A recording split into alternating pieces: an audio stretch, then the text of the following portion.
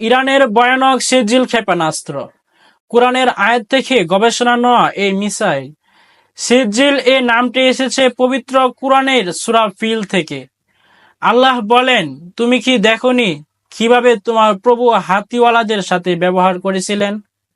তিনি তাদের উপর পাঠিয়েছিলেন যাকে যাকে পাখি, যারা তাদের উপর নিক্ষেপ করেছিল সেজিল পাথরের মতো কঠিন কংকর।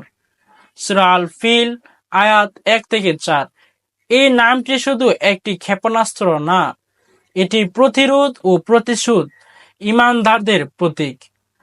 সেজিল ক্ষেপণাস্ত্র প্রতি ঘন্টায় 1200 কিলোমিটার বেগে আঘাত হানে। এই সেজিল ক্ষেপণাস্ত্র শুধু গতি নয়, এটি পারে শত শত কিলোমিটার দূরত্বে শত্রুর ঘাঁটিতে ধ্বংস নামিয়ে আনতে। আজ ইরান বলছে, আমরা সেজিলের মতো দৃষ্ট, আমরা কোরআনের আলোর পথে চলি। যে পাথর এক সময় আল্লাহ পাঠিয়েছিলেন আব্রাহার সেনাদের ধ্বংসে, আজ সেই নামেই চলছে মুসলিম জাতির প্রতিরক্ষা। সেজিল শুধু এটি অস্ত্র নয়, এটি হচ্ছে এক কোরআনিক বার্তা। যারা আল্লাহর উপর ভরসা রাখে তারা কখনো পরাজিত হয় না।